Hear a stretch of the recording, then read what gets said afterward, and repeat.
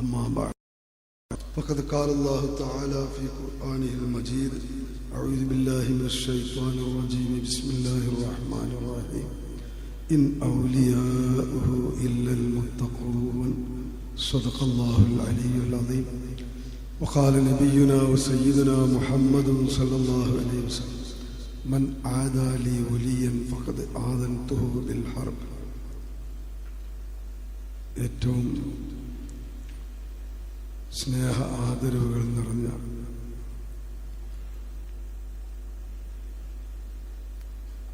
സാദാത്യങ്ങളെ, ഉലമാക്കളെ, ഉമറാക്കളെ, പ്രിയമുള്ള മുതഅല്ലിമീങ്ങളെ, മറ്റു സ്നേഹജനങ്ങളെ, അല്ലാഹു സുബ്ഹാനഹു വ തആലയുടെ മഹത്തായ അനുഗ്രഹം കൊണ്ട്, തൗഫീഖ് കൊണ്ട് നമുക്കൊരിക്കൽ കൂടി നമ്മുടെ ഈമാനിൻ്റെ ഭാഗമായ അമ്പിയാക്കൾ, ഔലിയാക്കളോടുള്ള മഹബത്തിൻ്റെ ഭാഗമായി സംഘടിപ്പിക്കപ്പെട്ട ഈ മഹത്തായ മജ്ലിസിൽ ഒരുമിച്ചുകൂടാൻ അല്ലാഹു തൗഫീഖ് തന്നിരിക്കുകയാണ്. അല്ലാഹു ഇനിയും ഇതുപോലെയുള്ള മഹത്തായ സദസ്സുകളിൽ ഒരുമിച്ചുകൂടി അതിൻ്റെ പുണ്യങ്ങളും ബറക്കത്തുകളുമൊക്കെ കരസ്ഥമാക്കാൻ നമുക്ക് അല്ലാഹു തൗഫീഖ് നൽകുമാറാകട്ടെ. ഇത്തരം സദസ്സുകളൊക്കെ നമ്മുടെ പാവനമായ പരിശുദ്ധമായ ഈമാനിൻ്റെ പുഷ്ടിക്കും അതിൻ്റെ ബലത്തിനും ഒരു കാരണമായി അല്ലാഹു ആക്കിത്തരുമാറാകട്ടെ എന്ന് നമുക്ക് പ്രാർത്ഥിക്കാം. പ്രിയമുള്ള സഹോദരന്മാരെ, എല്ലാവരെയും സ്വാഗതം ചെയ്യുക എന്ന കർത്തവ്യ നിർവഹണത്തിനാണ് ഞാൻ നിങ്ങളുടെ മുമ്പിൽ എണീറ്റ് നിന്നിട്ടുള്ളത്.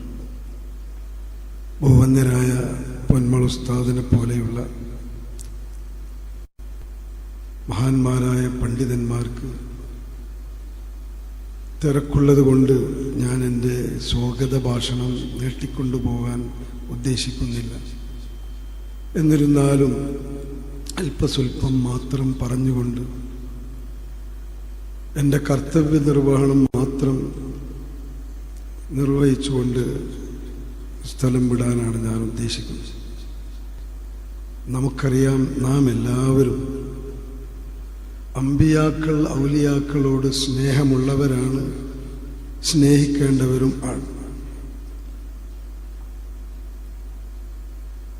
റസൂലുള്ളാഹിനോട് മഹബത്ത് വെക്കുക, അതുപോലെ തന്നെ മറ്റു അമ്പിയാക്കൾ, ഔലിയാക്കന്മാർ, സ്വാലിഹീങ്ങൾ, അവരെ സ്നേഹിക്കുക എന്നത് മുഅ്മിനീങ്ങളായ മുസ്ലിങ്ങളായ നമ്മുടെ ഈമാനിൻ്റെ ഭാഗമാണെന്ന് നാമൊക്കെ ഇസ്ലാമിൻ്റെ ബാലപാഠം പഠിച്ച അന്ന് തൊട്ട് പഠിച്ചു വരുന്ന കാര്യമാണ്. അതുകൊണ്ട് മഹത്തുക്കളെ സ്നേഹിക്കുക എന്നതിനെക്കുറിച്ച്, അതിൻ്റെ ഇസ്ലാമിലുള്ളതായ സ്ഥാനത്തെക്കുറിച്ച് ഒരു സുദീർഘമായ പ്രസംഗം നടത്തിക്കൊണ്ട് നിങ്ങളെ തെര്യപ്പെടുത്തേണ്ട ആവശ്യമില്ല.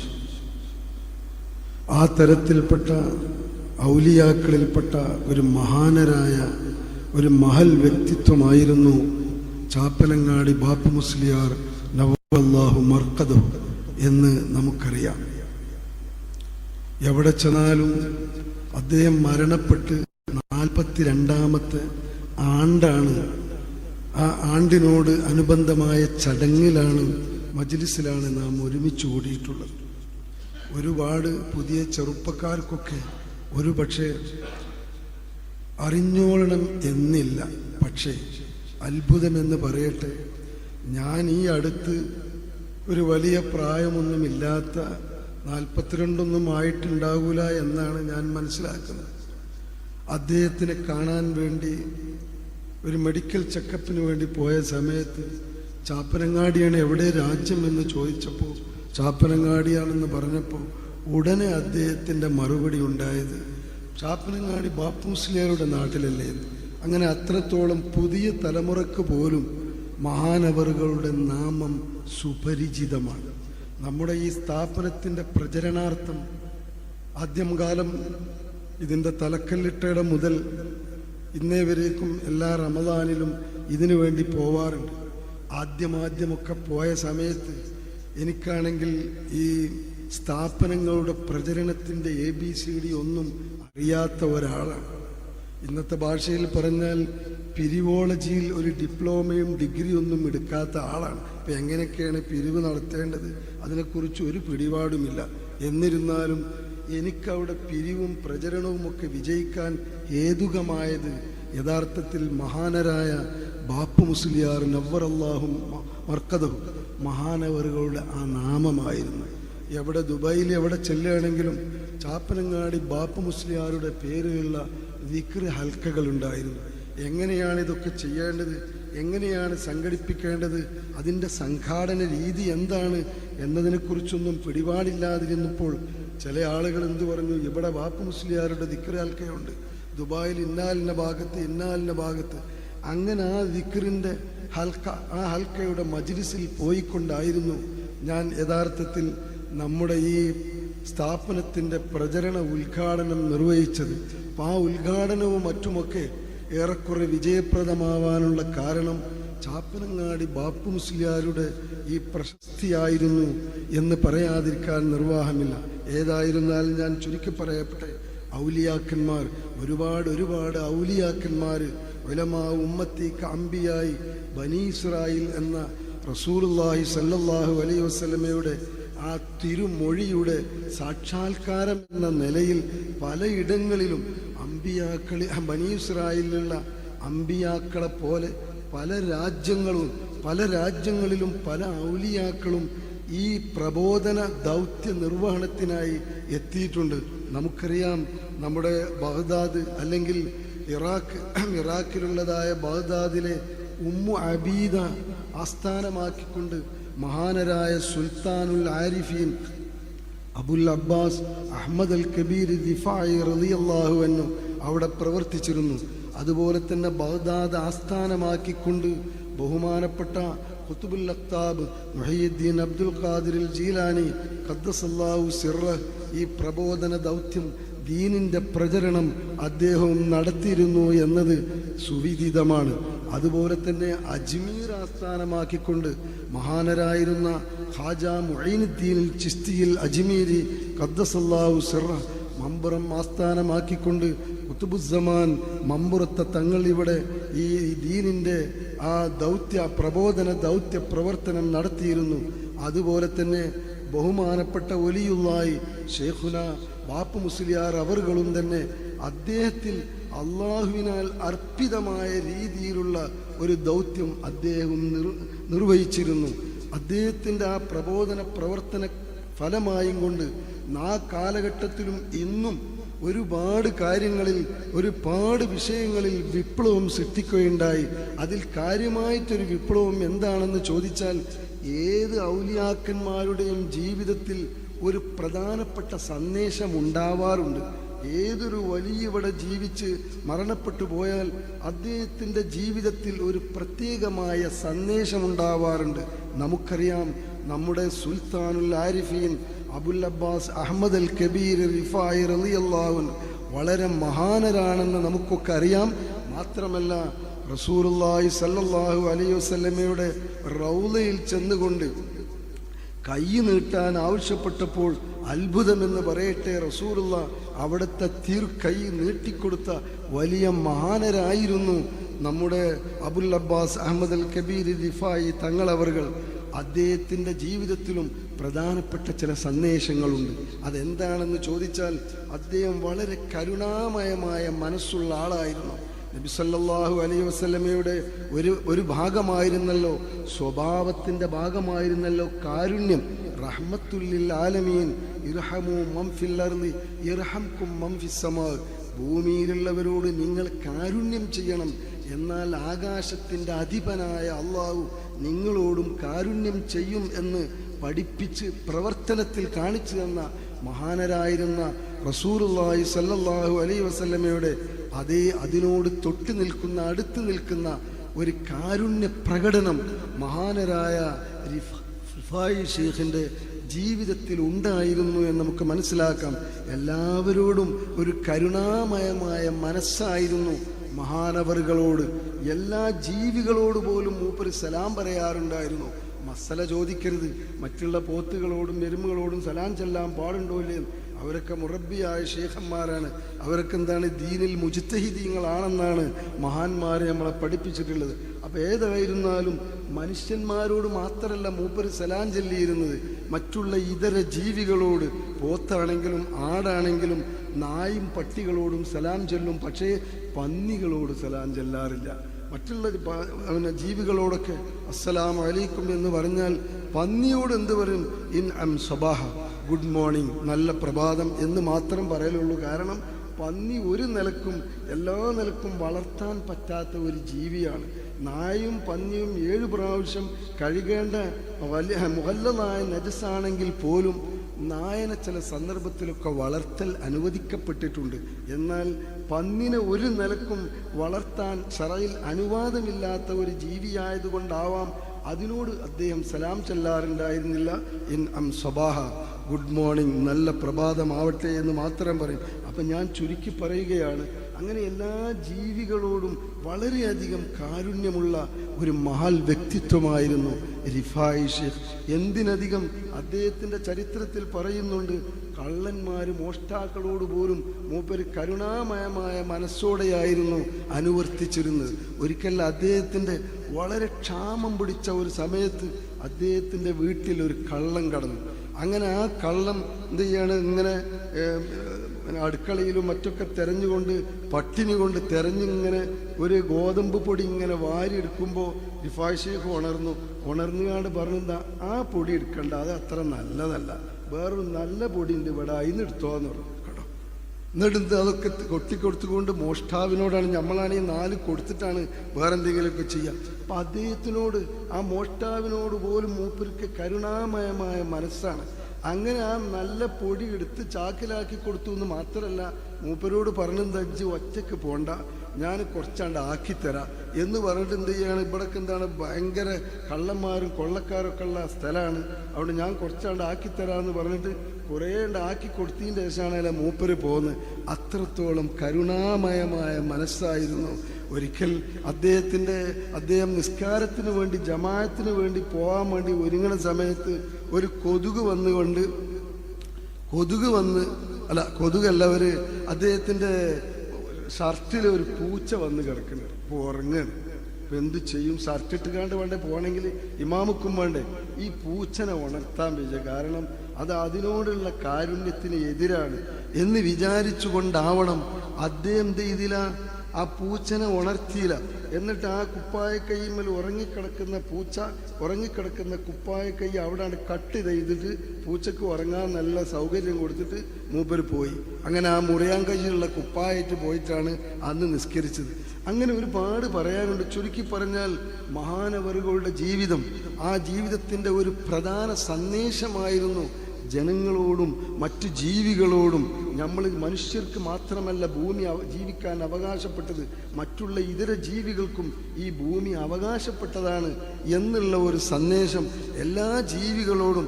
അതുതന്നെയാണ് നമ്മളെ ഫുഖഹാക്കളും പറയുന്നത്. മുദിയാത്തല്ലാത്ത നായനെപ്പോലും എന്ത് ചെയ്യാൻ പാടില്ല, വെറുതെ നമ്മളൊരു നായനെ കണ്ടാലൊന്ന് കുമ്പിട്ടൊരു കല്ലെടുത്ത് എറിയും, അങ്ങനെ എറിയാൻ പാടില്ല. നമ്മൾക്ക് എന്താണ്, ഉപദ്രവകാരികളല്ലാത്ത തെരുവ് പട്ടികളെ നമുക്ക് ഉപദ്രവിക്കാൻ പറ്റൂല.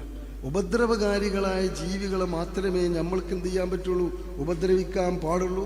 എല്ലാ ജീവികൾക്കും, മനുഷ്യരെ ഉപദ്രവിക്കാത്ത എല്ലാ ജീവികൾക്കും ഈ ഭൂമിയിൽ നല്ല നിലയിൽ ജീവിക്കാനുള്ള അവകാശമുണ്ട്. അങ്ങനെ ചുരുക്കി പറഞ്ഞാൽ ഒരു കാരുണ്യത്തിൻ്റെ സന്ദേശം മഹാനവറുകളുടെ ജീവിതത്തിൽ നിന്ന് നമുക്ക് വായിച്ചെടുക്കാൻ കഴിയുന്നുണ്ട്. അതുപോലെ തന്നെ ഒരുപാട് ആളുകളുടെ കഥ പറയുകയാണെങ്കിൽ അവരുടെയൊക്കെ ജീവിതത്തിൽ പ്രധാനപ്പെട്ടതായ ചില സന്ദേശങ്ങളൊക്കെ ഉണ്ടായിരുന്നു.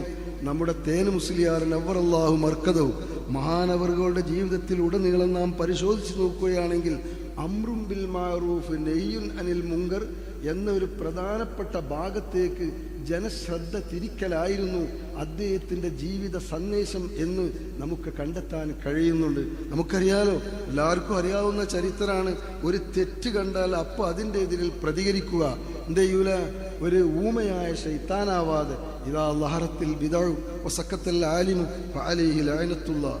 അനാചാരം പ്രത്യക്ഷപ്പെടുമ്പോൾ ആലിമ് പണ്ഡിതനായ വ്യക്തി ആ പ്രത്യക്ഷപ്പെട്ട അനാചാരത്തിനെതിരിൽ മൗനം വീക്ഷിച്ചാൽ അവൻ്റെ മേൽ അള്ളാഹുവിൻ്റെ ശാപമുണ്ട് എന്ന് നമ്മൾ പഠിക്കുകയും പഠിപ്പിക്കുകയും ചെയ്യുന്നതാണ്.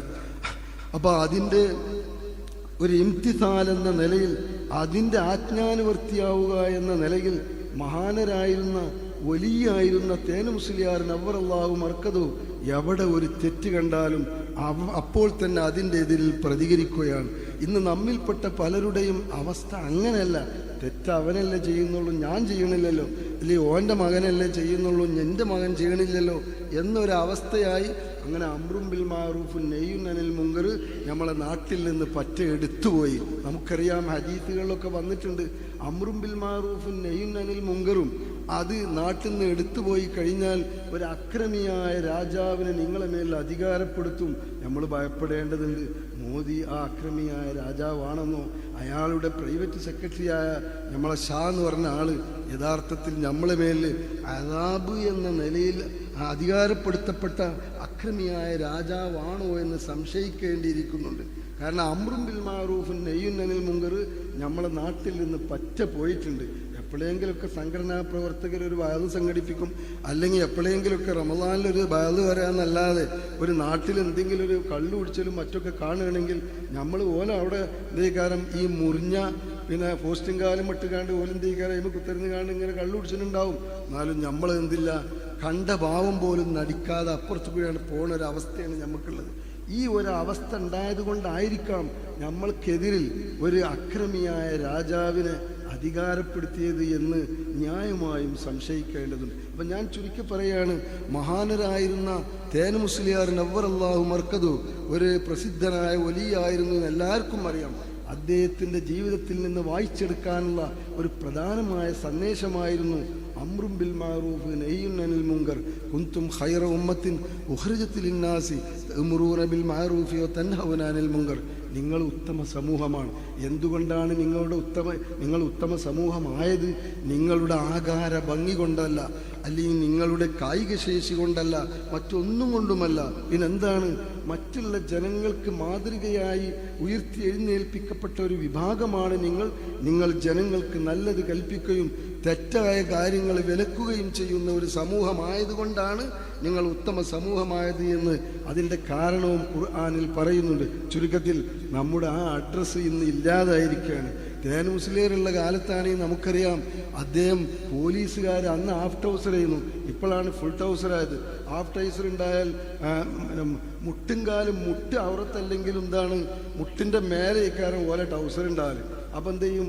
മുട്ട് മറച്ച് തുണിയെടുക്കാൻ വേണ്ടി പറഞ്ഞ് പോലീസുകാരെ പോലും ശാസിക്കാറുണ്ടായിരുന്നു എന്ന് അദ്ദേഹത്തിൻ്റെ ചരിത്രത്തിൽ നിന്ന് മനസ്സിലാക്കാൻ കഴിയും. ഇങ്ങനെ പോവുകയാണെങ്കിൽ ഏതൊരു ഔലിയാവും ആ ഔലിയാവും റസൂലുള്ള പറഞ്ഞതുപോലെ ഉലമാ ഉമ്മത്തി കഅംബിയായി ബനി ഇസ്രായേൽ എന്ന ആ ഹദീസ് അന്വർത്ഥമാക്കുന്ന വിധത്തിലായിരുന്നു മുൻകാല ഔലിയാക്കളുടെ ജീവിതം എന്ന് നമുക്ക് വായിച്ചെടുക്കാൻ കഴിയുന്നുണ്ട്. ഞാൻ ഇറങ്ങി വരട്ടെ, അങ്ങനെ ഒരുപാട് ഔലിയാക്കൾ ഇവിടെ ഉണ്ടായിരുന്നു. ബാപ്പു മുസ്ലിയാരുടെ ഉസ്താദായും കൊണ്ട് ഈ നാട്ടുകാരൊക്കെ മൂലേർപ്പാപ്പ എന്ന് പറഞ്ഞ ഒരാളുണ്ടായിരുന്നു. അദ്ദേഹത്തിൻ്റെ ജീവിതത്തിനും ഒരു സന്ദേശമുണ്ടായിരുന്നു. അദ്ദേഹം എന്താണ് വലിയ വയല് പറയുന്ന ആളോ അല്ലെങ്കിൽ പേജിലുമൊന്നും അറിയപ്പെടുന്ന ആളല്ലായിരുന്നു. പക്ഷേ അദ്ദേഹത്തിൻ്റെ ആ മൗന വിപ്ലവം അതിലൂടെ ആളുകൾ ദുനിയാവിൻ്റെ വില ഒന്ന് മനസ്സിലാക്കി.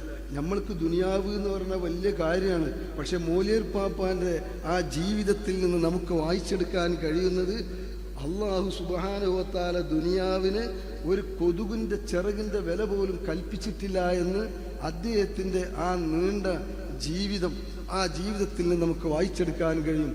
ആരെങ്കിലും പൈസ കൊണ്ട് കൊടുത്താൽ തന്നെ ഏതെങ്കിലും പാവത്തിനെ കണ്ടതാണ് കൊടുക്കും.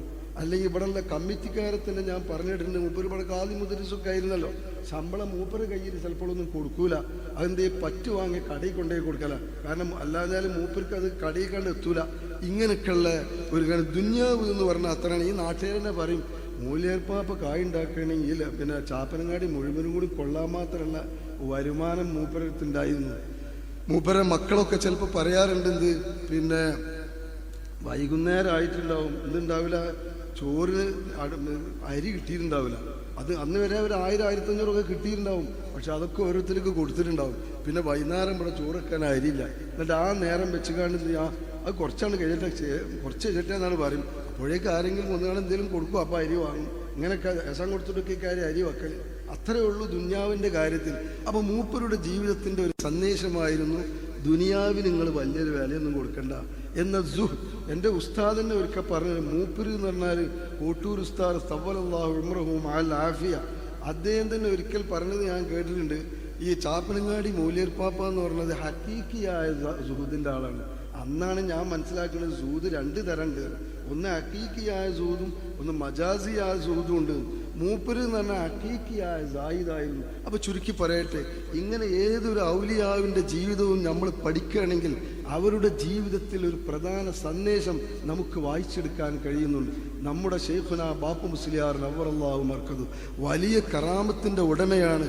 വെറും കറാമത്തായിട്ടും ചൊല്ലിപ്പറഞ്ഞുകൊണ്ടും മൂപ്പര് ഏതെങ്കിലുമൊക്കെ ഒരു മൂലയിൽ അടഞ്ഞിരിക്കുന്ന ആളല്ലായിരുന്നു. ജനമധ്യത്തിലേക്ക് ഇറങ്ങിക്കൊണ്ട് സുന്നത്ത് ജമാഅത്തിൻ്റെ പ്രവർത്തനമായാലും മറ്റുള്ള പ്രവർത്തനങ്ങളാണെങ്കിലും ഒക്കെ എന്ത് ചെയ്യും, അതിനു വേണ്ടിയിട്ട് മൂപ്പര് ഇറങ്ങുകയും മാത്രവുമല്ല, മൂപ്പര് ജീവിതത്തിൻ്റെ ഒരു പ്രധാനപ്പെട്ട സന്ദേശമായിരുന്നു എന്ത്, ഖുർആനിൽ കസീറൻ കസീറൻ എന്ന് കൂടുതൽ കൂടുതൽ എന്ന് കൂടുതൽ ഉപയോഗിച്ച ഒരു ഇബാദത്തുണ്ട്. വസ്സാബിരീന വസ്സാദിഖ വൽ മുതസദ്ദിഖീന എന്ന് പറഞ്ഞിടത്തൊന്നും കസീർ എന്ന് പറയാതെ യാ അയ്യുഹല്ലദീന ആമനു ദിക്റുല്ലാഹ ദിക്റൻ കസീറ വസബ്ബിഹൂഹു ബുക്റതൻ വഅസീല വദ്ദാകിരീന അല്ലാഹ കസീറൻ വദ്ദാകിറ, അവിടെയൊക്കെ കസീറൻ കസീറൻ. അതായത് യാ അയ്യുഹല്ലദീന ആമനു ദിക്റുല്ലാഹ ദിക്റൻ കസീറ, മുഅ്മിനീങ്ങളെ നിങ്ങൾ ദിക്ർ ചൊല്ലണം, കസീറായി ദിക്ർ ചൊല്ലണം, കസീർ കൂടുതലായിട്ട് ദിക്ർ ചൊല്ലണം. എന്നാൽ ദിക്ർ എന്ന് പറയുന്ന ആ പരിപാടി, ആ ഇബാദത്തിലേക്ക് മുസ്ലിങ്ങളുടെ ജനശ്രദ്ധ തിരിക്കുക എന്നത് അദ്ദേഹത്തിൻ്റെ ജീവിതത്തിൻ്റെ ഒരു പ്രധാന മെസ്സേജായിരുന്നു നമുക്ക് മനസ്സിലാക്കാൻ കഴിയുന്നുണ്ട്. ദിക്ർ നമ്മളൊന്നും ചെയ്യില്ല, ചിലപ്പോൾ ദിക്റല്ല, ദിക്ർ നമ്മളെ ജീവിതത്തിൻ്റെ ഭാഗമാക്കാൻ വേണ്ടി പല സന്ദർഭത്തിലും ദിക്ർ ചെല്ലാൻ വേണ്ടി നമ്മളെ ശറഅ് നമ്മളോട് പറഞ്ഞിട്ടുണ്ട്. തിന്നാനിരിക്കുകയാണെങ്കിലും അവിടെയും ദിക്ർ, തിന്ന് കഴിഞ്ഞാലും ദിക്ർ, നമ്മൾ കടക്കപ്പായിൽ നിന്ന് എഴുന്നേറ്റ് ബാത്റൂമിലേക്ക് കടക്കണീൻ്റെ ഒരു അല്പം മുമ്പായി ദിക്ർ, അവിടെ നിന്ന് കടന്ന് പുറത്തു വന്നതിൻ്റെ ശേഷം ദിക്ർ, ഇങ്ങനെ എവിടൊക്കെ ദിക്റുണ്ട്. പക്ഷെ അതൊന്നൊക്കെ നമ്മൾ അവഗണിക്കുന്ന ഒരു സ്വഭാവക്കാരാണ് നമ്മിൽപ്പെട്ട പലരും. അതുകൊണ്ടാവണം ഈ ദിക്റിന് ഖുർആനൊക്കെ വളരെയധികം പ്രാധാന്യം നൽകിയിട്ടുണ്ട്. ദിക്റൻ കസീറ ദിക്റൻ കസീറ, നിങ്ങൾ മുഅ്മിനീങ്ങളെ ധാരാളമായി ദിക്റല്ലണം, ധാരാളമായി ദിക്റല്ലണം. വദ്ദാകിരീന അല്ലാഹ കസീറൻ വദ്ദാകിറാത്ത് അഅദ്ദല്ലാഹു ലഹും മഗ്ഫിറത്തൻ വഅജ്റൻ അളീമ.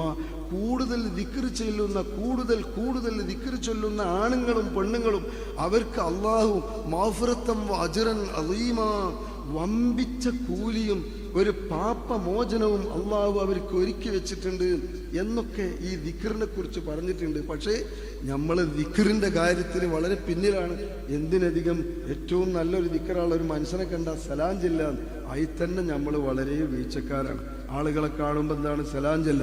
ഈ സലാമിൻ്റെ കുറവ് ഒരു നിലക്ക് നോക്കുകയാണെങ്കിൽ എന്താണ്, നമ്മളെ ദീനി ക്യാമ്പസുകളിലാണ് സലാമിൻ്റെ കുറവ് വല്ലാതെ അനുഭവപ്പെടുന്നത്. നിങ്ങൾ പട്ടിക്കാട് പോയി നോക്കി, അല്ലെങ്കിൽ മറ്റേ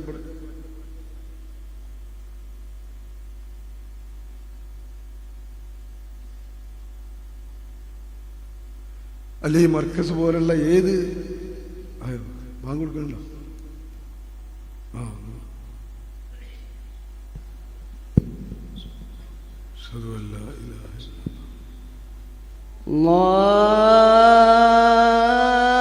അല്ലാഹു അക്ബർ അല്ലാഹു അക്ബർ അല്ലാഹു അക്ബർ അല്ലാഹു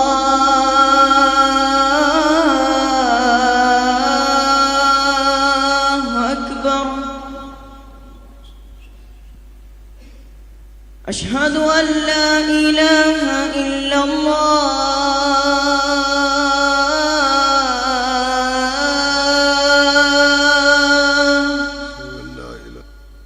أشهد أن لا إله إلا الله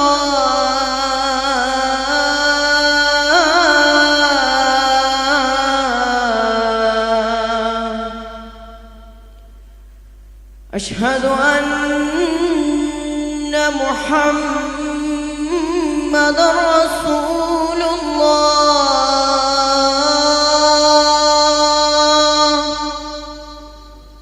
أشهد أن محمد رسول الله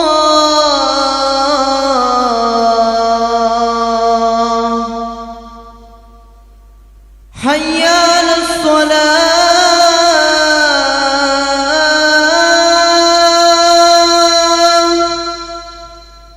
حي على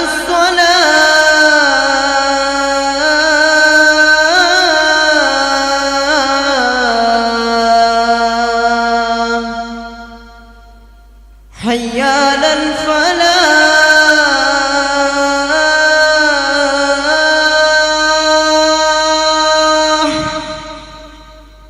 حي على الفلاح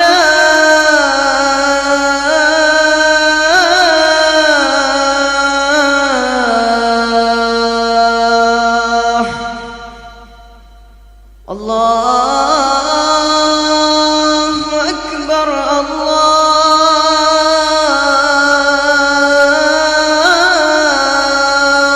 أكبر لا إله إلا الله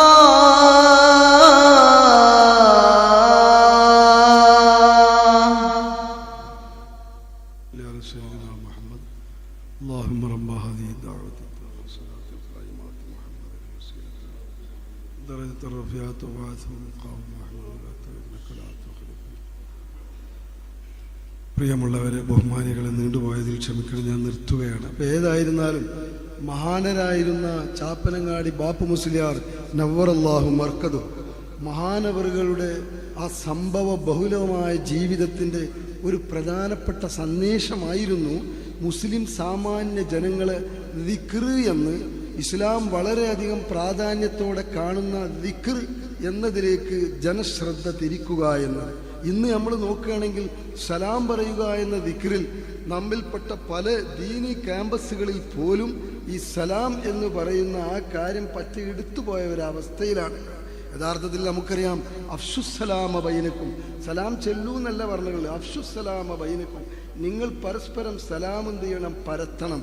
ആരെ കണ്ടാലും, അത് അറിയുന്ന ആളായാലും അറിയാത്ത ആളായാലും, വഹാബിയാണ് അല്ലെങ്കിൽ മറ്റുള്ള കാഫിറാണ് എന്നൊന്നും അറിഞ്ഞിട്ടില്ല, അങ്ങനെ അറിയാത്ത ഒരാളാണ് ഈ മുസ്ലിമിൻ്റെ ഇക്കാരം എന്ന് വിചാരിച്ചുകൊണ്ട് അറിഞ്ഞവർക്കും അറിയാത്തവർക്കൊക്കെ സലാം ചൊല്ലുക എന്ന ദിക്ർ, ആ ദിക്റിൻ്റെ കാര്യത്തിൽ തന്നെ നാം ഇന്ന് വളരെയധികം പുറകോട്ട് പോയിട്ടുണ്ട് എന്ന് വളരെ സങ്കടത്തോടെ പറയാതിരിക്കാൻ നിർവാഹമില്ല. അതുകൊണ്ട് അദ്ദേഹത്തിൻ്റെ ചാപ്പനങ്ങാടി ബാപ്പു മുസ്ലിയാർ നവ്വറല്ലാഹു മർക്കദും അദ്ദേഹത്തിൻ്റെ ഈ ആണ്ടാഘോഷ വേളയിൽ ഞാനും നിങ്ങളുമൊക്കെ ഈ ദിക്റിൻ്റെ ഭാഗത്തേക്ക് ഒരു പ്രത്യേക ശ്രദ്ധാലുക്കളാവണം. ദിക്ർ നമ്മെ സംബന്ധിച്ചിടത്തോളം ഒരു പ്രധാനപ്പെട്ട വിഷയം തന്നെയാണ്. റസൂലുള്ളാഹിനോട് ഒരു സഹാബി വന്നുകൊണ്ട് ഏറ്റവും ഉത്തമമായ ഒരു അമല് പറഞ്ഞു തരണം എന്ന് പറഞ്ഞപ്പോൾ നബി പറഞ്ഞെന്താ, ലാ യസാലു ലിസാനുക റത്ബൻ മിൻ ദിക്രില്ലാ, നിന്റെ നാവ് സദാസമയവും ദിക്റിൻ്റെ നനവുള്ളതാവട്ടെ, സദാസമയവും നിന്റെ നാവ് ദിക്റിൻ്റെ നനവുള്ളതാവട്ടെ. ദിക്ർ ചൊല്ലാം. അപ്പം എല്ലാവർക്കും ഇപ്പം ദിക്ർ ചെല്ലണം എന്ന് തോന്നി, കാരണം ബാപ്പു മുസ്ലിയാരുടെ ജീവിതത്തിൻ്റെ സന്ദേശമായിരുന്നു ദിക്ർ. ഓക്കെ, അപ്പം തന്നെ ദിക്ർ ചൊല്ലണമെങ്കിൽ ഏതെങ്കിലുമൊക്കെ ഷെയ്ഖിൻ്റെ അടുത്ത് പോകേണ്ടി വരും, തെരീക്കത്തോളം. അങ്ങനൊന്നുമില്ല. ഇവിടെ വലിയ ഷെയ്ഖ് റസൂലുള്ളാഹിയാണ്. റസൂലുള്ളാഹി തന്നെ ഒരുപാട് ദിക്റിന് ഇജാസത്ത് തന്നിട്ടുണ്ട് അല്ലേ, ഒരുപാട് ദിക്റിന് ഇജാസത്ത്.